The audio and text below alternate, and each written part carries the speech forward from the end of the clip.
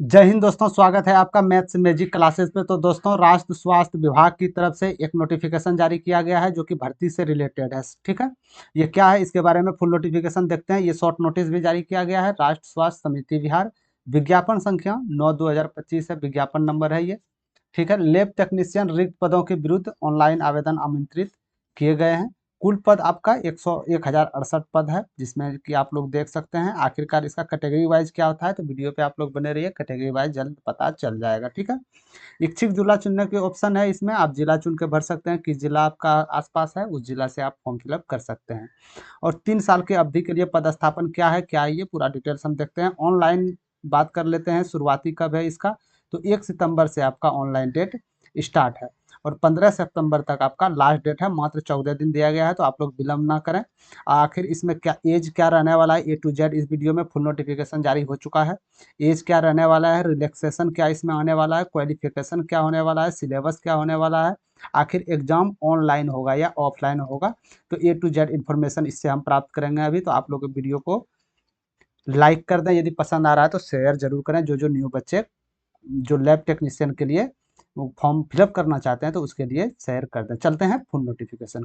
तो ये रहा फुल नोटिफिकेशन आपका। राज्य स्वास्थ्य समिति बिहार की तरफ से विस्तृत निर्देश है। यह विज्ञापन संख्या 925 आप लोग देख सकते हैं। ठीक है, राज्य के सभी जिलों के सदर अस्पताल हो या अनुमंडलीय अस्पताल हो या रेफरल अस्पताल हो या सामुदायिक स्वास्थ्य केंद्र हो या प्राथमिक स्वास्थ्य केंद्र हो या हेल्थ एंड वेलनेस सेंटर हो, जिसको आप APSC या HSC के आम जनों के बेहतर स्वास्थ्य गुणवत्ता स्वास्थ्य सुविधा मुहैया कराने, पैथोलॉजिस्ट लॉजिकल जांच सेवा सुदृढ़ करने मतलब दृढ़ बनाने के लिए उद्देश्य से राष्ट्रीय स्वास्थ्य मिशन NHM अंतर्गत विभिन्न स्वास्थ्य कार्यक्रमों जैसे NTEP हो गया आपका, फिर MPPCF हो गया आपका, NIDDCF हो गया आपका, NVSCP हो गया। इसके अंतर्गत विभिन्न पदों के लिए सीनियर लेबोरेटरी टेक्नीशियन आपका हो गया, एक पद ये आपका ये हो गया। फिर आपको लेबोरेटरी टेक्नीशियन हो गया। ये दो पद के लिए आपके लिए आवेदन, रिक्त पदों के लिए ऑनलाइन आवेदन आमंत्रित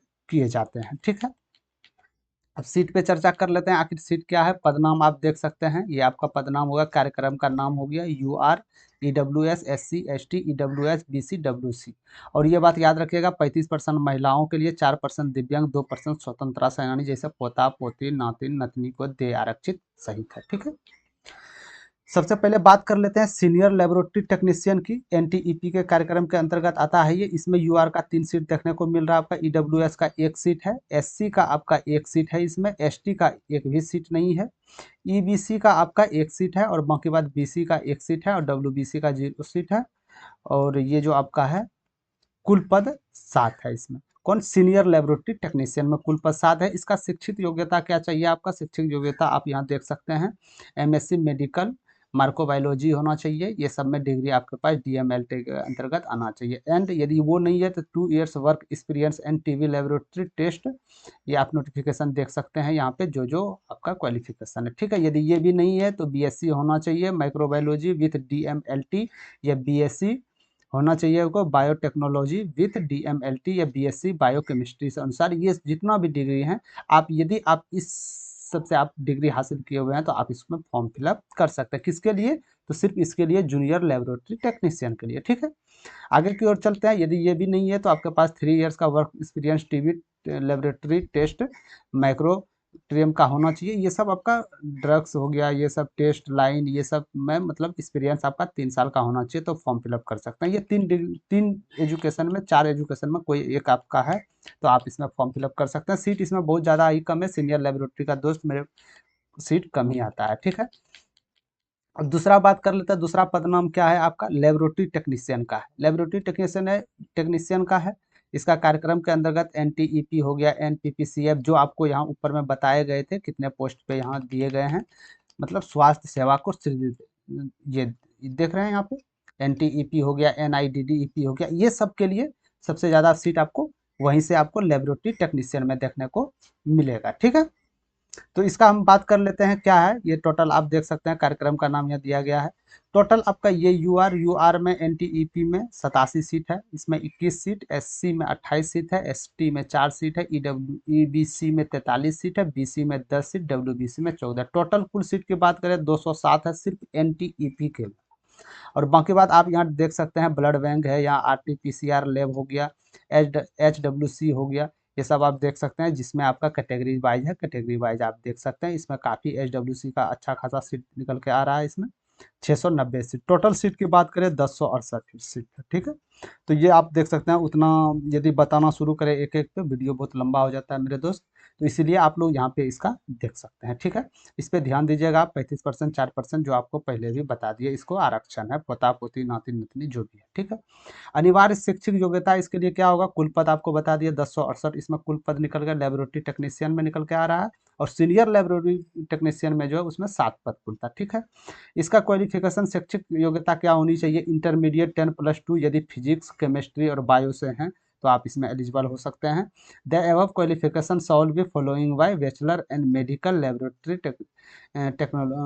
टेक्नोलॉजी, बीएमएलटी या डिप्लोमा इन मेडिकल लेबोरेटरी, ये सब का आपका होना चाहिए डिग्री, तो आप इसमें फॉर्म फिलअप कर सकते हैं, ठीक है। या 10+2 पीसीएम द्वारा आप यदि हैं तो, ठीक है। आगे की ओर चलते हैं, देख लेते हैं क्या है इसमें मानदेय। एनएचएम के तहत उक्त मतलब रिक्त पदों के जो भी है प्रतिमान निर्धारित किया गया है।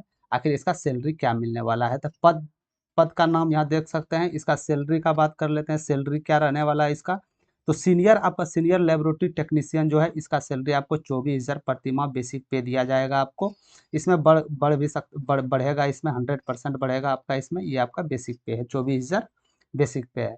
दूसरा नंबर बात करते हैं, सबसे ज़्यादा जो सीट 1068 सीट निकल के आ रहा है, सबसे ज़्यादा 1068 सीट, इसका आपका वेतन माह 15,000 रुपया है, ठीक है। 15,000 रुपया है बेसिक पे, और इसके अनुसार जो भी भत्ते प्रोवाइड किए जाएंगे वो इसके लिए बढ़े, ठीक है। तो आपने सैलरी देख लिया, क्या इसका सैलरी रहने वाला है। अब बात करते हैं आयु डेट, आयु सीमा, एज क्या रहने वाली है इसका। एज आपका 1/8/2025 होगी, इसके अंतर्गत होना चाहिए। शैक्षिक योग्यता, कार्य अनुभव आदि। कट ऑफ डेट ऑनलाइन आवेदन प्राप्त अंतिम तिथि 3/9/2025 होगा, ठीक है। कहीं कोई दिक्कत नहीं। आयु सीमा की बात करें तो 1/8/2025 को न्यूनतम 21 वर्ष होनी चाहिए उसको। 1/8/2025 तक न्यूनतम 21 वर्ष उसका पूरा हो जाना चाहिए। और अधिकतम आयु आरक्षण कोटिवार नीचे दिया गया है, अधिकतम आयु की आपकी सीमा क्या हो सकता है, ठीक है। अधिकतम आयु की सीमा देख देख लेते हैं। सबसे पहले अनारक्षित वर्ग या यूआर हो गया, अनारक्षित वर्ग ईडब्ल्यूएस पुरुष के लिए अधिकतम आपका 37 वर्ष आयु दिया गया है। पिछड़ा वर्ग में यदि आप लोग पिछले वर्ग के अंतर्गत आते हैं, या अत्यंत पिछड़ा वर्ग पुरुष या एवं महिला आते हैं, तो उसके लिए 40 साल आपका दिया गया है, ठीक है। अनारक्षित वर्ग ईडब्ल्यूएस महिला में यदि आप लोग हैं तो 40 वर्ष आप लोग के लिए भी है। अनुसूचित जाति और जनजाति पुरुष महिलाएं दोनों के लिए तो 42 वर्ष इसमें आपका दिया गया है। तो आप यहाँ से एज रिलैक्सेशन देख सकते हैं, आपका एज रिलैक्सेशन ये अधिकतम आयु है, ठीक है। अधिकतम आयु ये है, और इसमें आपको 21 आयु 1/8/2025 तक होनी चाहिए, ठीक है। अब आगे की ओर बात कर लेते हैं, क्या है नोटिफिकेशन में। आलोक में दिव्यांग के लिए 10 वर्ष छूट दिया गया है, या आप जो भी दिव्यांग विद्यार्थी हैं उसके लिए 10 वर्ष का छूट प्रावधान किया गया है, ठीक है। राज्य स्वास्थ्य समिति बिहार के मानव संसाधन नियमावली 2021 में निहित प्रावधानों में आलोक में विभागीय कर्मियों के अधिकतम 5 वर्ष की छूट अनुमान है, वर्षते वो न्यूनतम पात्रता धारण करते हो, ठीक है। जो भी आपका ऑलरेडी आप जॉब में है तो उसके लिए 5 साल का छूट दिया जाना चाहिए, तब जब तक आप पात्रता धारण करते हो उसके अनुसार से, ठीक है। चलते हैं आगे, ये इसका नोटिफिकेशन है, ये देख सकते हैं। जो भी है इसमें 4/21/9/21 1/1/2003 उम्र की गणना की गई थी। इसमें एक इतना इतना इतना अधिकतम उम्र सीमा अधीन आते हैं, तो उस पर अधिकतम उम्र में हो गए हैं तो उस विज्ञापन के लिए सुपात्र होंगे, बरसते अनर्हता पूरी हो सही, ठीक है। ये आप लोग के लिए उतना है नहीं। कोरोना वायरस के रोकथाम नियंत्रण हेतु आकस्मिक या अस्थायी व्यवस्था के तहत पूर्णतः अवैधानिक रूप से रखे गए लैब टेक्नीशियन को कार्यरत अवधि के अनुरूप अधिकतम आयु की सीमा छूट अनुमान होगी। जो भी आपका कोरोना कोविड-19 के तहत रोकथाम के लिए जो भी आपका सहयोग हुआ था, या जहां आप उसमें अपना मदद खुल के मदद तौर पे आए थे, तो जो उसका आपका सर्टिफिकेट होगा, ये जो भी कुछ होगा उसके लिए यदि करते हैं तो छूट आपको दिया जाएगा, इसमें कहीं कोई शंका नहीं है, ठीक है। किसी भी अभ्यर्थी को कंडिका 3 2 या 3 या 4 या 5 में कोई भी छूट अधिकतम आयु सीमा का दे होगा, ठीक है। अब बात करते हैं इसमें इच्छुक अभ्यर्थी भारत का नागरिक होना चाहिए, ये 100% भारत का नागरिक होना चाहिए। राष्ट्र स्वास्थ्य समिति बिहार के वेबसाइट, आपको इस वेबसाइट पे जाना है यदि फॉर्म फिलअप करना है, फुल नोटिफिकेशन आपको देखना है, ये हम डिस्क्रिप्शन में भी दे देंगे आप लोग को। shsbihar.government.in पे, इस पे आप लोग जाइएगा तो आप डायरेक्ट ऑफिशियल नोटिफिकेशन पे पहुंच जाइएगा, ठीक है। बाकी बात यहाँ बताया गया है कैसे कैसे आपको अनुपालन करना होगा, ऑनलाइन आवेदन कर सकते हैं। अब बात करते हैं कि प्रारंभिक ऑनलाइन तिथि क्या है, तो हमने शॉर्ट नोटिस में भी बता दिए थे। आपका प्रारंभिक तिथि 1 सितंबर 2025 से 10 बजे से स्टार्ट हो जाएगा आपका, ठीक है। और अंतिम तिथि जो होगा आपका 15 सितंबर तक, मात्र 14 दिन डेट दिया गया है ऑनलाइन का। तो इसीलिए आप लोग जो भी सर्टिफिकेट हो, सर्टिफिकेट के बारे में बात करेंगे, आखिरकार क्या सर्टिफिकेट लगने वाला है छूट के लिए, ठीक है। 6 बजे तक आप लोग अपराह्न तक फॉर्म फिलअप कर सकते हैं, 15 सितंबर तक, ठीक है। और बाकी बात ये दिया गया 60 वर्ष की आयु तक भी एनएसएम आरक्षण उस पद के स्वीकृत होने की राशि को जमा रहने की, ये आप लोग के लिए उतना ज़्यादा इम्पोर्टेंट नहीं है, जो भी है ये अपना अंतर्गत आरक्षण। आरक्षण देख लेते हैं कि आरक्षण मिलने वाला है। बिहार राज्य के वर्तमान लागू प्रचलित आरक्षण नियमों के तदनुसार राज्य सरकार के सक्षम स्तर से निर्गत प्रमाण पत्र के आधार पर ही आरक्षण का लाभ होगा। यदि आप आरक्षण चाहते हैं तो आपको प्रमाण पत्र, निर्गत प्रमाण पत्र करना होगा, बिना प्रमाण पत्र के अनुसार आपको आरक्षण नहीं मिलेगा, ठीक है। दूसरा नंबर चलते हैं, आरक्षण का लाभ उन्हीं उम्मीदवारों को अनुमान होगा जिसके अस्थायी निवास बिहार राज्य में हो, ठीक है। आप आरक्षण लेना चाहते हैं तो आपको सबसे पहले बिहार राज्य का निवासी होना चाहिए, ठीक है। अर्थात जो बिहार राज्य के मूल निवासी हैं, बिहार राज्य के बाहर के निवासी या अभ्यर्थी जो भी हैं, आरक्षण का लाभ उसको नहीं मिलेगा, वो अनरिजर्व कैटेगरी के तौर पर उसको काउंटिंग किया जाएगा, ठीक है। जो बाहर से, जो बिहार स्टेट से हैं उसको आरक्षण मिलेगा, उसके लिए कुछ लागू होता है कैटेगरिया जो कुछ मतलब आपको कुछ सर्टिफिकेट देना होता है, इसके लिए आपको आरक्षण मिलेगा, ठीक है। सामान्य प्रशासन विभाग बिहार के संकल्प संख्या 1257/5 दिनांक 9/7/25 के आलोक में 35% क्षेत्रीय आरक्षण के लाभ बिहार राज्य के मूल निवासी महिला अभ्यर्थियों को ही अनुमानित होगा। यदि आप फीमेल हैं, यदि मान के चलिए आप कोई अदर स्टेट से हैं, तो आपको आरक्षण 35% नहीं मिलेगा, ठीक है। यदि आप बिहार राज्य की महिलाएं हैं तो आपको 35% आरक्षण, 110% आपको मिलेगा, ठीक है। तो A to Z बने रहिए, क्या क्या सर्टिफिकेट लगने वाला है A to Z इस वीडियो पे बात करेंगे, ठीक है। सामान्य प्रशासन विभाग, ये आप देख सकते हैं क्षेत्रीय अनुमान होगा। ऑनलाइन आवेदन पत्र के अंकित कॉलम में आरक्षण का दावा नहीं करने पर भी आरक्षण का लाभ नहीं मिलेगा। यदि जिस समय आप ऑनलाइन करते हैं तो उस समय आपसे पूछा जाता है क्या आप और आरक्षण में हैं, तो उसको टिक करना होगा। यदि आप आरक्षण में हैं तो उसको टिक कर दीजिए, यदि आरक्षण में नहीं है तो आप उसको नहीं टिक कीजिए। यदि इस जगह कुछ आप फॉर्म नहीं फिलअप करते हैं, नहीं भरते हैं, तो आपको आरक्षण नहीं दिया जाएगा, साफ साफ बोला गया है, ठीक है। ऑनलाइन आवेदन में भरा गया अस्थायी पता, अस्थायी निवास ही आरक्षण प्रयुक्तन के लिए अनुमान्य होगा। जो आपका अस्थायी निवासी है, अस्थायी निवासी मतलब जो आपका निवास है, वो निवास का सर्टिफिकेट आपको चाहिए ही, तभी आपको आरक्षण दिया जाएगा, ठीक है। तो सबसे पहले आप निवास का सर्टिफिकेट बनवाना होगा, ठीक है। एक नंबर तो यहाँ से आ गया। दूसरे नंबर चलते हैं, आरक्षण कोटि के अभ्यर्थियों अपनी जाति के अनुरूप आरक्षण कोटि के संबंध में पूर्ण रूप से संतुष्ट होने के पश्चात ही आरक्षण कोटि का अंकन ऑनलाइन आवेदन के संबंधित कॉलम में करेंगे, ठीक है। जितने भी आरक्षित कोटि, जो भी आरक्षण लेना चाहते हैं, वो अपनी जाति अनुरूप आरक्षित कोटि के संबंध में जो पूर्ण रूप से संतुष्ट होने पर पश्चात ही मतलब आपका जो जाति आप बनवाइएगा। आरक्षण लेना चाहते हैं मेरे दोस्त, तो जाति तो बनवाना होगा ना, आखिरकार आप किस कास्ट में, यदि आप यूआर कास्ट में तो आपको कितनों सर्टिफिकेट बनवा लीजिए, आपको आरक्षण नहीं मिलेगा। यदि आप ओबीसी से तो आरक्षण, बीसी से आरक्षण मिलेगा, ईडब्ल्यू, ये सब आरक्षण दिया जाएगा, ठीक है। ऑनलाइन आवेदन भरते समय अपने पास आरक्षण कोटि के अनुरूप सक्षम प्रतिकार से निर्गत प्रमाण पत्र उपलब्ध करना होगा। ये साफ साफ बोला गया है कि यदि आपको आरक्षण चाहिए तो आपको जाति, आय, आवासीय ये सब करना चाहिए, ठीक है। और जाति में भी यदि आप बीसी से एनसीएल बनवाना होगा कि नहीं होगा, आगे की ओर देखते हैं, ठीक है। यदि आप कोई चीज़ भरने में गलती करते हैं तो उसके आरक्षण का दावा मान, यदि आरक्षण में कोई चीज़ गलती करते हैं भरने में तो इसका मान आपको नहीं दिया जाएगा, समझ गए। अब बात करते हैं राजस्व निर्गत प्रमाण पत्र क्या होनी चाहिए, क्या कौन सा प्रमाण पत्र ले, कौन सा सर्टिफिकेट देना होगा। तो सबसे पहले ए नंबर पर चलते हैं। ऑनलाइन आवेदन करते समय आरक्षण का दावा करने वाले अनुसूचित जनजाति और अनुसूचित जनजाति, यानी बोलने का मतलब है एससी और एसटी के मामले में निम्नांकित प्रमाण पत्र जमा करना अनिवार्य होगा। ठीक है। आपके लिए अस्थायी निवास पत्र यानी डोमिसाइल सर्टिफिकेट आपके पास होनी चाहिए, जिसको हम निवास बोलते हैं। ठीक है, जो SC ST कैंडिडेट है उसके लिए। ठीक है, आपके पास निवास सर्टिफिकेट आप बनवा लीजिएगा, और जाति प्रमाण पत्र आप जरूर बनवा लीजिएगा। जाति भी आपका निवास और जाति लगेगा, आय का कोई यहाँ जिक्र नहीं किया गया है, लेकिन आप जब निवास और जाति बना रहे हैं तो आय भी बनवा लेने में ही बेहतर होगा। ठीक है, तो SC और ST वाले आप लोग ध्यान से सुनिएगा। आप लोग जाति आय आवासीय आप यहाँ से बनवा लीजिएगा, जो साफ साफ नोटिफिकेशन में किया गया है। हालांकि आय को तो बोला नहीं गया, लेकिन निवास डोमिसाइल सर्टिफिकेट और जाति प्रमाण पत्र, ठीक है, 2 चीज आपको चाहिए। अब दूसरा नंबर बात करते हैं, जो भी बच्चा पिछड़ा वर्ग के अंतर्गत आते हैं या अत्यंत पिछड़ा वर्ग के अंतर्गत आते हैं, उसके मामले में कौन सा प्रमाण पत्र होगा। सबसे पहले आपका डोमिसाइल प्रमाण पत्र, जो आपका निवास है, निवास तो लगेगा ही, निवास आपका निवास तो लगेगा ही। दूसरा नंबर, क्रीमी लेयर रहित प्रमाण पत्र आपको NCL बनवाना होगा।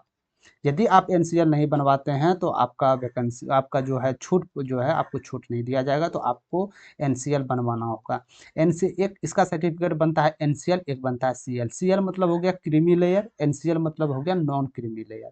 क्रीमी लेयर उसे बोलते हैं जिसका सालाना इनकम 8 लाख से अधिक हो, नॉन क्रीमी लेयर उसे बोलते हैं जिसका सालाना इनकम 8 लाख से कम। समझ गए। तो आपको सबसे पहले NCL बनवाना होगा, तो NCL और अस्थायी डोमिसाइल सर्टिफिकेट ये आपको बनवाना होगा। ठीक है, पहले NCL बनवाने के लिए आपको जातीय आवासीय बनवाना होगा, इसके बाद ही बिहार सरकार से आप NCL बनवाइए। ऐसा मत कीजिएगा कि भारत सरकार से बनवा लीजिएगा, बिहार सरकार का होना चाहिए, ध्यान रखिएगा ये बात, क्योंकि बिहार का जॉब है। ठीक है, तो पिछड़ा वर्ग और अत्यंत पिछड़ा वर्ग बच्चे के लिए ये हो गया आपका। तीसरा नंबर बात करते हैं, आर्थिक रूप से कमजोर वर्ग के जितने भी बच्चे हैं उसके लिए क्या प्रमाण पत्र होना चाहिए छूट के अनुसार। तो आपको अस्थायी निवास यानी निवास आपका होना चाहिए, निवास होना चाहिए, तभी आप छूट के पात्र होंगे। और बाकी बात ये इसमें 26/2/2019 का अनुसूचित 1/2000 पत्र में होना चाहिए। ठीक है, ये आपका जो भी नोटिफिकेशन हो वो आप उस समय बनवाने जाइएगा, सब वहाँ से आपका हो जाएगा। ठीक है, आगे की ओर देखते हैं। इसमें बोला जा रहा है 8/3/2021 पत्रांक पत्र क्षेत्र 0 दिनांक इतना से इतना इतना इतना आलोक में आरक्षण का दावा करने वाले विवाहित महिलाओं के सहित जाति क्रीमी लेयर रहित प्रमाण पत्र उनके पिता के नाम और अस्थायी पता से निर्गत होना चाहिए, न कि विवाहित महिलाओं के लिए उसके पति के नाम से। जो भी विवाहित महिला है, जो शादीशुदा महिला है, उसके लिए यदि NCL आप बनवाना चाहते हैं तो NCL में जितना भी आपका एड्रेस होगा या जो भी कुछ नाम होगा तो वो पिता के नाम से आपको बनवाना है। ठीक है, पिता के नाम से बनवाना है, तभी आपको आरक्षण के लिए आपको पात्र रखा जाएगा। यदि आप पति के नाम से बनवाते हैं तो आपको आरक्षण नहीं दिया जाएगा। ठीक है, तो आप पिता के नाम से बनवाइएगा NCL जो भी बनवाना है। ठीक है, विवाहित महिला के लिए ये ध्यान दीजिएगा। चलते हैं आगे की ओर। इसमें भी वही बोला गया, पति के स्थान के रहने की स्थिति में उनके पति का अस्थायी निवास अंचल से निर्गत होगा, परंतु इस विवाहित महिला का अपने पिता के अस्थायी निवास के आधार पर निर्गत आवास प्रमाण पत्र प्रस्तुत करना आवश्यक होगा, जिससे यह स्पष्ट हो जाए कि विवेचित विवाहित महिला बिहार राज्य के मूल निवासी है। इसको बनवाने का सबसे अच्छा यही है कि इसको पता करना है कि ये राज्य बिहार राज्य की है। अब मान के चलिए कोई बिहार राज्य की महिला है, वो कोई दूसरे स्टेट में शादी की है, तो वो जो डोमिसाइल पति के नाम से बनाएगी, तो पति के नाम से तो उसी स्टेट के बनाएगी जहाँ शादी करके वो गई है, यानी ससुराल। समझ गए। और यदि ये पिता के नाम से बनवाएगी तो पिता का घर तो बिहार ही है, तो बिहार में एड्रेस इसका आ जाएगा, इसीलिए बोल रहा है तो पिता के नाम से होना चाहिए। ठीक है, आगे की ओर करते हैं। उपयुक्त आरक्षण संबंधी सभी प्रमाण पत्र मूल रूप से राज्य स्वास्थ्य समिति बिहार के समक्ष प्रमाण पत्र सत्यापन के समय प्रस्तुत नहीं करने पर आरक्षण का लाभ नहीं मिलेगा। यदि जिस समय डॉक्यूमेंट वेरिफिकेशन होगा मेरे दोस्त, उस समय जितने भी आप सर्टिफिकेट बनवाए थे वो आपको ले जाना होगा। यदि आप नहीं ले जा सकते हैं तो आपको आरक्षण का पात्र आप नहीं है। ठीक है, केवल जाति प्रमाण पत्र के आधार पर पिछड़ा वर्ग अत्यंत पिछड़ा वर्ग के सभी अभ्यर्थियों के आरक्षण का लाभ देय नहीं होगा। सिर्फ आप यदि मान के चलिए आप जाति NCL बनवा लिए या जाति बनवा लिए NCL बनवा लिए, तो क्या आपको दिया जाएगा? नहीं, सिर्फ जाति में नहीं दिया जाएगा। पिछड़ा वर्ग और अत्यंत पिछड़ा वर्ग के अभ्यर्थियों हेतु क्रीमी लेयर रहित प्रमाण पत्र जमा करना अनिवार्य होगा। हम आपको बोले थे ना कि जाति के तौर पर नहीं चलेगा, जाति अलग है, NCL अलग। समझ गए, जाति बनेगा तो ही आपका NCL बनेगा, तो NCL बनवाना आपके लिए बहुत जरूरी है। विगत 1 वर्ष के पूर्व का क्रीमी लेयर रहित प्रमाण पत्र होने की स्थिति में अभ्यर्थियों को पूर्व निर्गत प्रमाण पत्र के साथ क्रीमी लेयर में नहीं होने के संबंधित स्वयं शपथ पत्र फॉर्म इतना में, ठीक है, दिया जाना अनिवार्य होगा। समझ गए। कहने का मतलब है विगत 1 वर्ष में पूर्व में यदि आप क्रीमी लेयर रहित प्रमाण पत्र होने की स्थिति में तो इसके पूर्व निर्गत प्रमाण पत्र के साथ क्रीमी लेयर में नहीं होने के संबंधित स्वयं, यदि आप क्रीमी लेयर रहित में है, क्रीमी लेयर में काउंटिंग हो रहा है, तो आप स्वयं शपथ पत्र ये आप देख सकते हैं, ये स्वयं पत्र ये आपका डाउनलोड कर सकते हैं, आरटीपीएस से आपका डाउनलोड हो जाएगा। यहाँ से आप देख के इसको फॉर्म फिलअप करके एनसीएल आप बनवा सकते हैं। ठीक है। आय एवं परिसंपत्ति प्रमाण पत्र निर्गत होने जाने की तिथि 1 वर्ष के लिए वैध माना जाएगा। आय आप जो बनवाना है, आय जो बनवाइएगा वो 1 साल के भीतर आपका होना चाहिए, ज़्यादा पुराना नहीं होनी चाहिए। इसमें साफ साफ बोला गया 35% आरक्षण के लिए बिहार के मूल निवासी को ही आरक्षण आपका 35% दिया जाएगा। ठीक है। और इसके अलावा किसी को भी नहीं दिया जाएगा। दिव्यांग स्थिति के लिए नियमानुसार राज्य के मूल निवासी दिव्यांग मात्र को 4% क्षेत्रीय आरक्षण देने का प्रावधान किया गया है। इसमें बस उसी तरह है, 40% आपका मिनिमम नंबर लाना होगा। जो मेन था वो टॉपिक आपको हम बता दिए, और थोड़ा देख लेते हैं जो भी मेन टॉपिक है। अस्थायी दिव्यांग प्रमाण पत्र में निर्धारित अवधि के बाद नवीनीकरण यानी रिन्यूअल नहीं होने की स्थिति में प्रमाण पत्र विधि मान्य नहीं होगा, ये बात आप लोग ध्यान रखिएगा। ठीक है। और मेन जो भी है इसमें अब देख लेते हैं इसका हम क्या है। अब देखते हैं आवेदन शुल्क क्या लगने वाला है। आवेदन शुल्क जो है, यदि आप सामान्य वर्ग से काउंटिंग होते हैं, सामान्य वर्ग में या पिछड़ा वर्ग में है या अत्यंत पिछड़ा वर्ग में या आर्थिक रूप से कमजोर वर्ग है, तो आपको 500 रुपया देना पड़ेगा। और रिटर्निंग पॉलिसी आप भूल जाइए, रेलवे नहीं है। ठीक है। रिटर्निंग आपको 1 रुपया नहीं मिलेगा। ठीक है। अनुसूचित जाति में आते हैं आप लोग, जनजाति में आते हैं। बिहार राज्य के निवासी जाति, बिहार राज्य के निवासी में यदि SC ST में आप लोग आते हैं तो आपको मात्र 125 रुपया देना होगा। यदि आरक्षित अनारक्षित वर्ग के महिला उम्मीदवार बिहार के लिए आप लोग हैं तो आप लोग के लिए भी 125 रुपया देना होगा। राज्य के बाहर के उम्मीदवार चाहे किसी भी वर्ग के हो, राज्य के बाहर, बिहार के ना हो, बिहार के ना हो, किसी बिहार के बाहर के कोई भी अभ्यर्थी हो, तो उसके लिए आपको 500 रुपया देना ही पड़ेगा। ठीक है। और 40% अथवा उससे अधिक करने के लिए दिव्यांग अभ्यर्थियों के लिए 40% आपको आरक्षण जो भी हो इसमें दिया गया है, और 125 रुपया मात्र आपका पैसा इसमें लगेगा। ठीक है। अब बात कर लेते हैं इसका सिलेबस के बारे में। आखिर सिलेबस क्या रहने वाला है, चयन का आधार क्या है इसका। तो सीनियर लेबोरेटरी टेक्नीशियन हो या लेबोरेटरी टेक्नीशियन, चयन के आधार पर निर्मित किया जाना चाहिए। ठीक है। अभ्यर्थियों के चयन कोटिवाद रिक्त के अनुसार कंप्यूटर बेस्ड टेस्ट यानी CBT टेस्ट, ये बहुत बड़ा न्यूज है मेरे दोस्त। CBT के माध्यम से एग्जाम बिहार में होने जा रहा है इसका, बिहार स्वास्थ्य विभाग में, जो कि पहले ऑफलाइन एग्जाम होता था। ठीक है। प्राप्त और कार्य अनुभव के प्राप्तांक के आधार पर निर्मित मेगा सूची निर्मित किया जाएगा। ठीक है। आपका जो नंबर इसमें आप उठाइएगा उसके अनुसार, और कार्य अनुभव जो आपका अनुभव है उसके अनुसार आपको मेगा सूची यानी मेरिट लिस्ट में नाम काउंटिंग किया जाएगा। ठीक है। पहला नंबर पे चलते हैं, लिखित प्रतियोगिता परीक्षा CBT यानी कंप्यूटर बेस्ड टेस्ट होगा, CBT के माध्यम से होगा। अंकों का अधिभार इस तरह होगा, क्या किस तरह, नोट में दिया गया अभ्यर्थी द्वारा 75 अंकों की CBT प्रतियोगिता प्राप्तांक प्रतिशत इतना गुना के अवधारित किया जाएगा। ठीक है। बोलने का मतलब है आपका टोटल 75 अंक का पूछा जाएगा और प्रत्येक अंक में 0.8 नंबर दिया जाएगा। आपको समझ गए, जो किया जाएगा। उदाहरण के लिए कैसे 0.8 किया जाएगा, उदाहरण के लिए यदि किसी अभ्यर्थी को CBT प्रतियोगिता परीक्षा में कुल 50% अंक प्राप्त हुए हैं, मान लीजिए 75 अंक का टोटल क्वेश्चन था, इसमें आपको 50 अंक प्राप्त हुए, तो क्या आपका 50 अंक आएगा? नहीं, उसको 0.8 से आपको गुना करना होगा। 0.8 से गुना करते हैं तो ये आ जाएगा आपका 40, यानी उस हिसाब से इसको 40 नंबर बन रहा है। ठीक है। तो ये सब स्टूडेंट के साथ होगा, आपके साथ सिर्फ फैला नहीं हो रहा है। ठीक है। सब स्टूडेंट के साथ ये 80 नंबर का टोटल आपका रहेगा। यहाँ पे देख सकते हैं जो 80 नंबर का रहेगा। ठीक है। और 20 नंबर जो आपका ये लास्ट में टोटल कुल 100 नंबर का, टोटल 20 नंबर जो आपका रहेगा, ये कोरोना वायरस के रोकथाम नियंत्रण हेतु आकस्मिक एवं अस्थायी व्यवस्था के तहत पूर्णतः अवैधानिक रूप से रखे गए लैब टेक्नीशियन के पद पर कार्य अनुभव के लिए प्रति 5 अंक, अधिकतम 20 अंक, किसी वर्ष के अंश के लिए कार्य दिवसों की संख्या 5 से गुना करने के पश्चात 365 से भाग देकर अनुमानित अंक जोड़ा जाता है। ठीक है। तो ये आप देख सकते हैं। ठीक है।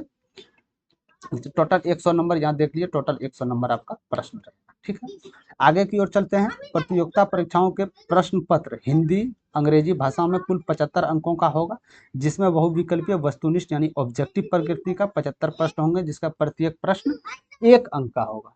ठीक है। प्रत्येक प्रश्न 1 अंक का होगा। समझ गए। परीक्षा में गलत उत्तर के लिए नकारात्मक यानी निगेटिव मार्किंग है, वो भी 1/4 है निगेटिव मार्किंग आपका। ठीक है। देख सकते हैं यहाँ 0.25 है, यानी 1/4 आपका, 4 सही, 4 गलत होने पे 1 आपका सही खत्म हो जाएगा। ठीक है। आगे की ओर चलते हैं। परीक्षा का पाठ्यक्रम यानी जो सिलेबस है, राज्य स्वास्थ्य समिति बिहार आधिकारिक वेबसाइट पर अलग से प्रकाशित किया जाएगा। आपका जो सिलेबस है, आपका सिलेबस जो है, सिलेबस कुछ दिन में ये नोटिफिकेशन आपको इसी साइट पे, जो आपको साइट बताए थे जिससे ऑनलाइन करना था, उसी साइट पे ये जारी किया जाएगा, आखिरकार कहाँ से सिलेबस पूछा जाएगा। ठीक है, आगे की ओर चलते हैं। परीक्षा की अवधि 75 मिनट होगी, यानी 1 घंटा 15 मिनट की होगी, तथा अभ्यर्थियों की संख्या अधिक होने की स्थिति में उक्त परीक्षाओं की आयोजन एक से अधिक पालियों में किया जाएगा। यदि स्टूडेंट कम है तो एक पाली में आपका एग्जाम लिया जाएगा। यदि स्टूडेंट अधिक हैं तो एक से हो सकता है 2 पाली या 3 पाली, 3 शिफ्ट में भी कराया जा सकता है। ठीक है, एक से अधिक पालियों में परीक्षा आयोजित किए जाने की स्थिति में परिणामस्वरूप सामान्यीकरण यानी नॉर्मलाइजेशन की प्रक्रिया अपनाते हुए तैयार किया जाएगा। यदि आपका एक शिफ्ट में, फर्स्ट शिफ्ट में यदि टोटल एग्जाम होगा तो नॉर्मलाइजेशन आपका नहीं होगा, क्योंकि एक ही क्वेश्चन है, टोटल स्टूडेंट तो दे रहे होंगे, नॉर्मलाइजेशन का कोई फायदा नहीं है। यदि आप एक शिफ्ट के बजाय 2 शिफ्ट या 3 शिफ्ट में हुए तो आपको नॉर्मलाइजेशन देखने को मिल सकता है। ठीक है, क्योंकि मेरे दोस्त यदि शिफ्ट अलग अलग में हो रहा है तो क्वेश्चन का लेवल भी अलग अलग होता है। ठीक है, छठा नंबर की चलते हैं। सीबीटी में उत्तीर्ण अभ्यर्थियों को कोटिवार रिक्त के अनुसार मेघाक्रम में अधिकतम 1:2.5 के अनुपात में प्रमाण पत्र सत्यापित हेतु आमंत्रित किया जाएगा। प्रमाण पत्र सत्यापन में सफल अभ्यर्थियों का कोटिवार रिक्त एवं लागू आरक्षण नियमों के आधार पर मेगा सूची निर्धारित किया जाएगा। अब इसका क्या कहने का मतलब है, यदि आप एग्जाम क्वालिफाई कर जाते हैं तो आपका जो है एक रेशियो 2.5 के रेशियो पे ये बुलाया जाएगा। एक सीट पे, कहने का मतलब है यदि एक सीट है, इसके एक सीट पे 2.5 लड़के को बुलाया जाएगा। समझ में आ गया। डीवी में, डॉक्यूमेंट्स वेरिफिकेशन में, यदि एक सीट है, जहाँ पे एक सीट है 2.5 बुलाया जाएगा। यदि 1000 सीट है तो यहाँ 2500 आपको स्टूडेंट को बुलाया जाएगा। ठीक है, डीवी के लिए। ठीक है, कहीं कोई दिक्कत नहीं है। आगे की ओर बात करते हैं। मेगा सूची हेतु प्राप्तांक % दशमलव के बाद अधिकतम 2 अंकों तक लिया जाएगा, ये तो आप जानते हैं, सब जानते हैं। ठीक है, 14 नंबर सीबीटी उत्तीर्ण हेतु न्यूनतम अंक जो भी हो आपका 40%, जो भी यूआर है मिनिमम 40% अंक लाना होगा, तभी आप उस रेस में होंगे। 36.5 पिछड़ा वर्ग के लिए है, अत्यंत पिछड़ा वर्ग के लिए 34% है, अनुसूचित जाति जनजाति यानी SC ST महिला दिव्यांग जो भी उम्मीदवार हैं उसके लिए मात्र 32% है। ठीक है, मिनिमम। ठीक है, कार्य अनुभव में क्या चाहिए इसको, एक्सपीरियंस में क्या चाहिए, तो 13 में अंकित चयन आधार हेतु उपस्थापित किए जाने वाले कार्य अनुभव प्रमाण पत्र सक्षम जिला स्वास्थ्य समिति सिविल सर्जन सदस्य या सचिव संबंधित विषय अस्पताल अधीन के निर्गत होने की स्थिति मान्य होगा। अन्य स्तर से निर्गत करने वाले प्रमाण पत्र विचार नहीं किया जाएगा। यदि आपका अनुभव है, यदि कोई चीज़ में अनुभव है, जैसे कोविड-19 के द्वारा अनुभव, कोई भी चीज़ का आप अनुभव 1 साल 2 साल अनुभव लिए हैं, तो उसके लिए एक सर्टिफिकेट बनवाना होगा, चाहे वो संबंधित जिला स्वास्थ्य समिति के, चाहे वो सिविल सर्जन हो, सदस्य या सचिव या संबंधित महाविद्यालय में अस्पताल के अधीक्षक से आपको सिग्नेचर करवाना होगा, उसका सर्टिफिकेट बनवाना होगा। ठीक है, तभी आपको प्रमाण पत्र पर मतलब ये इससे जो भी होगा इस पे विचार किया जाएगा, अन्यथा आपका प्रमाण पत्र विचार नहीं किया जाएगा, ये आप लोग ध्यान दीजिएगा। ठीक है, सीनियर लैब टेक्नीशियन पद हेतु कार्य अनुभव प्रमाण पत्र में आवश्यक कार्य अनुभव का उल्लेख स्पष्ट रूप से पृष्ठ 1 के तालिका में अनुरूप अंकित होना अनिवार्य है। प्रमाण पत्र सत्यापन के क्रम में कार्य अनुभव प्रमाण पत्र वैधता के संबंध में अंतिम निर्णय राज्य स्वास्थ्य समिति बिहार का होगा। जो भी इसका निर्णय लिया जाएगा, यदि अंतिम जो भी निर्णय होगा तो वो आपका राज्य स्वास्थ्य समिति का होगा। ठीक है, मेधा सूची में टाई होने पर, ठीक है, यदि आप मेधा सूची में टाई हो जाते हैं तो इसमें आप क्या निर्धारित किया जाएगा, देख लेते हैं इसको एक बार। अंतरिम रूप से सफल अभ्यर्थियों की मेधा सूची प्राप्त अंकों के आधार पर आरक्षित कोटिवार तैयार किया जाएगा। ठीक है, 2 या 2 से अधिक अभ्यर्थियों के समान अंक प्राप्त करने की दशा में मेधा सूची में उसके स्थान का निर्धारित उसके जन्म तिथि के आधार पर किया जाएगा। अब इसका मतलब क्या है, इसका मतलब है कि मान के चलिए कोई 2 लड़का है, 2 लड़का में इसका जैसे 50 नंबर, इसका भी 50 नंबर है, तो किसका दोनों में सिलेक्शन होगा, तो सिलेक्शन उसका होगा जिसका DOB पुराना है, डेट, जिसका एज ज़्यादा हो रहा है, उसी को सिलेक्शन लिया जाएगा। ठीक है, अर्थात उम्र में वरीय अभ्यर्थियों मेगा क्रम में ऊपर रखे जाएंगे। ठीक है, साफ साफ बोला जा रहा है। समान अंक प्राप्त करने एवं समान जन्म तिथि वाले 2 या 2 से अधिक अभ्यर्थियों की दशा में मेधा सूची उसके स्थान का निर्धारित उनकी शैक्षिक योग्यता के आधार पर किया जाएगा। अब मान के चलिए यदि आपका डेट ऑफ बर्थ भी सेम, डेट ऑफ बर्थ भी सेम है, तो अब क्या कैसे होगा, तो इसको जो है योग्यता के आधार पे, जो आपका डिग्री है उसके आधार पे, योग्यता के आधार पे आपको ऊपर रखा जाएगा। ठीक है, अर्थात अधिक शैक्षिक योग्यता वाले अभ्यर्थियों मेगा क्रम में ऊपर रहेंगे। इसके बावजूद यदि एक से अधिक अभ्यर्थी समान हो तो ऐसे अभ्यर्थियों की वीरता उनके 10वीं बोर्ड प्रमाण पत्र या उल्लेखित नाम या अंग्रेजी वर्णमाला क्रम में निर्धारित की जाएगी। अब मान के चलो उसका सेम, उसका योग्यता जो भी उसका डिग्री है वो भी सेम है, तो अब इस कंडीशन में अब क्या होगा आगे, तो इस कंडीशन में जैसे कोई भी नाम, एक का नाम अभिषेक है, दूसरे का नाम चंदन है, तो जो अभिषेक है इसका नाम ये देखिए मेगा सूची में ये सबसे फर्स्ट लेटर में आता है ए, तो इसको लिया जाएगा, इसको नहीं लिया जाएगा। ठीक है, ये सब ना पूरने के बाद ये आपका लास्ट प्रोसेस यहाँ आएगा। यदि इधर में ही आपका अंतर आ गया तो इधर से ही आपको कर लिया जाएगा। ठीक है, डॉक्यूमेंट्स वेरिफिकेशन की ओर देख लेते हैं। प्रमाण पत्र सत्यापन काउंसिलिंग के दिन निम्नलिखित प्रमाण पत्र अंक प्रमाण पत्र हो गया। ठीक है, अन्य कागज मूल प्रति जो ऑनलाइन आवेदन करते समय अपलोड किया गया हो, अंतिम रूप से उसके एक स्वभिप्रमाणित छाया प्रति के साथ उपलब्ध होना होगा। जो आप ऑनलाइन जिस समय ऑनलाइन कीजिएगा तो ऑनलाइन करने के बाद एक रिसिप्ट प्राप्त होता है, वो रिसिप्ट आपको लगेगा। जो भी आपको बोला गया है, यदि आप छूट में एनसीएल चाहते हैं या ओबीसी या आय, वो सब आपको देना पड़ेगा डीबी में। ठीक है, तो पहले की ओर चलते हैं। आखिर क्या बोला जा रहा है, ऑनलाइन भरे गए आवेदन, सीबीटी में प्रवेश पत्र यानी एडमिट कार्ड, जो आपका इसका एडमिट कार्ड होगा वो आपको चाहिए। दूसरा नंबर, 2 पासपोर्ट आकार का फोटो, रंगीन फोटोग्राफ होना चाहिए, ऑनलाइन आवेदन में अपलोड किया गया है। जो आप ऑनलाइन समय अपडेट किया था वही 2 प्रति इसको चाहिए। ठीक है, आगे की ओर चलते हैं। फोटो युक्त पहचान पत्र या आधार कार्ड हो आपके पास, या पैन कार्ड या ड्राइविंग लाइसेंस या वोटर आई कार्ड या पासपोर्ट, कोई प्रूफ में एक प्रूफ आपको चाहिए, कोई एगो को लेके जाना है। ठीक है, जन्म तिथि साक्ष्य डेट ऑफ बर्थ सर्टिफिकेट कैसे होता है, ये मैट्रिक से आपका मूल प्रमाण पत्र या अंक पत्र, या तो आपका मार्कशीट होना चाहिए, मार्कशीट होना चाहिए, या तो आपका सर्टिफिकेट होना चाहिए, सर्टिफिकेट होना चाहिए। ठीक है, दोनों में कोई एक दे, उससे डेट ऑफ बर्थ मैच करना चाहिए। ठीक है, सभी 55 नंबर चलते हैं। सभी शैक्षिक योग्यता प्रमाण पत्र, अंक पत्र, इंटर्नशिप सहित डिग्री 10वीं के अंतिम योग्यता तक सबको इसको चाहिए। छठा नंबर, सक्षम प्राधिकार द्वारा निर्गत प्रमाण पत्र होना चाहिए, जो आपको हमने बताया। ऑनलाइन आवेदन भरते समय आरक्षण का दावा के अनुसार सक्षम प्राधिकार द्वारा निर्गत सभी प्रमाण पत्र यथा अस्थायी निवास प्रमाण पत्र हो, या चाहे जाति प्रमाण पत्र या क्रीमी लेयर रहित प्रमाण पत्र, आय हो गया, परिसंपत्ति प्रमाण पत्र जो लागू हो इत्यादि, ये सब आपको देना होगा। ठीक है, दिव्यांग के लिए प्रमाण पत्र देना होगा आपको, स्वतंत्रता सेनानी के लिए ये भी आपको देना होगा, विभागीय कर्मी के लिए वो जो आपको बोले थे 5 साल के लिए छूट, इसके लिए भी आपको देना होगा। अन्य संबंधित प्रमाण पत्र अभिलेख जो इसके लिए आप एलिजिबल हैं उसको आपको देना होगा। ठीक है, सभी प्रमाण पत्र अंक पत्र आवेदन के विविध कॉलम में अपलोड करना अनिवार्य है, ये आपको ऑनलाइन करते समय भी अपलोड करना होगा। या कोई भी प्रमाण पत्र जैसे अंक पत्र अपलोड नहीं किए जाने पर अभ्यर्थी रद्द करने के हेतु संबंधित स्वतंत्रता होगी। यदि आप अपलोड नहीं करते हैं तो आपका उस समय कैंडिडेट आपका जो भी आपका होगा वो रद्द किया जा सकता है। ठीक है, ये समिति के पास ये ऑर्डर है कि ये आपको रद्द कर सकता है, आप उस समय कुछ नहीं कर सकते हैं। ठीक है, इस संबंध में वही प्रमाण पत्र अंक पत्र मान होंगे जिसका उल्लेख उम्मीदवार ने अपने मूल ऑनलाइन आवेदन में किया।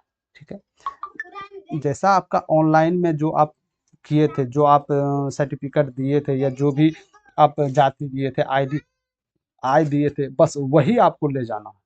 अन्यथा दूसरा यदि अपलोड करेंगे या दूसरा देंगे तो आपका सदस्य रद्द कर दिया जाएगा। ठीक है, यानी आप इस रेस से बाहर हो जाइएगा। ठीक है, और ऑनलाइन करने की प्रक्रिया ही बता रहा है कैसे है, आरक्षण के लिए कौन सा पत्र देना होगा, ये सब आपके लिए नहीं है। इसका मेन जो मुद्दा था आप लोग को मैंने बता दिया है। जो इसका सिलेबस तो अभी तक क्लियर नहीं हुआ है, एज हम आपको बता दिए 21 से एज होना चाहिए, और अधिकतम बहुत सारे इसमें देख सकते हैं। इसका फुल नोटिफिकेशन चाहिए तो हम डिस्क्रिप्शन में दे देंगे आपको टेलीग्राम का लिंक, वहाँ जाके फुल नोटिफिकेशन आप प्राप्त कर सकते हैं। ऑनलाइन भरते समय आपको किस बात पे ध्यान रखना होगा, पासपोर्ट अगर रंगीन फोटो होना चाहिए, आपका हस्ताक्षर होना चाहिए, जेपीजी या जेपीईजी या पीएनजी में होना चाहिए, अपलोड करना होगा। आवेदन या अभ्यर्थी का फोटो हाल ही में खिंचा हुआ 3 माह के भीतर, याद रखिएगा 3 माह के भीतर फोटो आपका खिंचा हुआ होना चाहिए। सफ़ेद बैकग्राउंड चाहिए उसको, पटल पर स्पष्ट रूप से खुली आँखों आँखों खुला आँखा दिखना चाहिए, काला चश्मा हीरो बाबू बनने की कोशिश नहीं करना है, टोपी इसमें भी नहीं लगाना है आपको इत्यादि, चाहे आपका बाल रहे अथवा ना रहे टोपी लगाना ही नहीं है। ठीक है, वह फोटो मान्य नहीं होगा। यदि आप ये सब को ज़्यादा यूज करते हैं तो आपका फोटो मान्य नहीं, आपका रद्द कर दिया जाएगा। ऑनलाइन आवेदन में अपलोड किए जाने वाले पासपोर्ट अगर रंगीन फोटो 5 प्रति प्रिंट कर अभ्यर्थी अपने पास सुरक्षित रखें।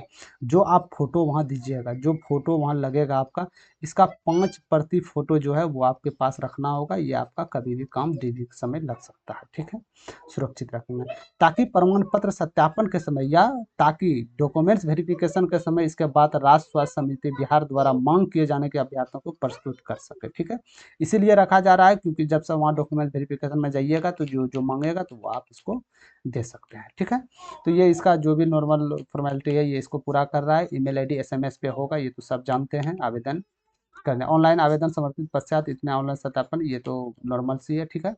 उक्त पद सत्यापन यानी डॉक्यूमेंट्स वेरिफिकेशन काउंसिल को किसी प्रकार का टीए डीए अनुमान्य नहीं होगा, ये तो आप लोग जानते हैं।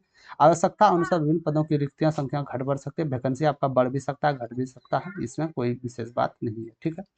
28 नंबर देखते हैं, राष्ट्र स्वास्थ्य समिति बिहार द्वारा बिना किसी पूर्व सूचना या इसके कारण बताए विज्ञापन को रद्द करने परिवर्तित करने की अनुमति सुरक्षित रखा गया है, ठीक है। तो मेरे दोस्त ये आपका नोटिफिकेशन था, ये बिहार स्वास्थ्य विभाग की तरफ से नोटिफिकेशन जारी किया गया था। तो आप लोग फॉर्म ये इसको भर दीजिए। इसका फॉर्म भरने का आपका डेट जो भी हो 1 सितंबर से जारी है आपका, और टोटल 15 सितंबर तक होगा। मात्र 14 दिन समय दिया गया है। इसके लिए सबसे पहले आप कौन कौन से डॉक्यूमेंट्स बनवाएंगे, तो इसको आप ध्यान दीजिएगा। डॉक्यूमेंट्स आपका आय होना चाहिए, आय बनवा लीजिएगा आप। निवास बनवा लीजिएगा, जहाँ से भी निवास हैं। आप जाति बनवा लीजिएगा, यदि आप एनसीएल में आते हैं तो एनसीएल आपको, यदि छूट जाते हैं तो एनसीएल बनवाना होगा। दिव्यांग में यदि विद्यार्थी हैं उसके लिए आपको सर्टिफिकेट बनवाना होगा। यदि आप एक्स सर्विसमैन या आप गवर्नमेंट जॉब में हैं तो उसके लिए भी आपको सर्टिफिकेट बनवाना होगा, ठीक है। तो ये सब सर्टिफिकेट आप मेरे दोस्त बनवा के रखिएगा। फोटो आपका जो बताया गया था, फोटो आप 5-6 पट के आप उसको रख लीजिएगा। ऑनलाइन 1 सितंबर से जारी होगा, ठीक है। ऑनलाइन आपका 1 सितंबर से जारी हो जाएगा, ठीक है। और इसका शैक्षिक योग्यता तो आप लोग को बता देते हैं। इसका शैक्षिक योग्यता जो भी होगा वो अधिकतर आधिकारिक वेबसाइट पे अपलोड कर दिया जाएगा। और जो भी इसका जब भी अपडेट आता है मेरे दोस्त, तो हम सबसे पहले इन्फॉर्मेशन आप तक पहुंचा देंगे, ठीक है। तो ये था नोटिफिकेशन। कैसा लगा नोटिफिकेशन आप लोग को? यदि आप इसमें एलिजिबल हैं तो कमेंट सेक्शन में जरूर कीजिएगा।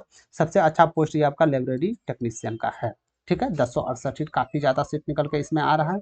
तो ये था नोटिफिकेशन। और भी इस तरह नोटिफिकेशन प्राप्त करने के लिए आप चैनल को सब्सक्राइब जरूर कर लीजिएगा। एज रिलैक्सेशन आप देख लीजिएगा, और फुल नोटिफिकेशन आपको डिस्क्रिप्शन में देंगे। टेलीग्राम का लिंक देंगे, वहाँ से आप देख सकते हैं, ठीक है।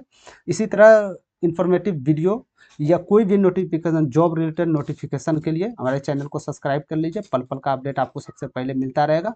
और इसका जो नोटिफिकेशन था, एक शॉर्ट नोटिस है, तो आज के पेपर में भी दिया गया था, चाहे वो दैनिक जागरण हो, भास्कर हो, जो भी हो, उसमें दिया गया था। तो उसी के आधार पर डायरेक्ट वेबसाइट पे गए। ये जो भी डाटा है फुल नोटिफिकेशन, ये फुल नोटिफिकेशन आपको पेपर पे नहीं मिलेगा, ये आपको ऑफिशियल डाटा ऑफिशियल साइट पे ही मिलेगा। तो हमने ऑफिशियल साइट का लिंक डिस्क्रिप्शन में भी दे देंगे। ये तो आप टेलीग्राम चैनल पे भी वहाँ जाके आप फुल नोटिफिकेशन प्राप्त कर सकते हैं, ठीक है। यदि आप गवर्नमेंट जॉब का तैयारी करते हैं, यदि आपको मैथ में कोई इशू आ रहा है मेरे भाई, तो डेली हम PYQ क्वेश्चन से लेके आ रहे हैं। तो उस क्वेश्चन को आप अटेम्प्ट कीजिए। मैथ में कोई परेशानी रहेगी, ये मेरा वादा है, ठीक है। बहुत ईजी तरीका से सॉल्व कराया जाता है। तो आज के लिए इतना ही, अभी के लिए इतना ही। मिलते हैं कोई न्यू नोटिफिकेशन के साथ या कोई क्लास के साथ। Thank you very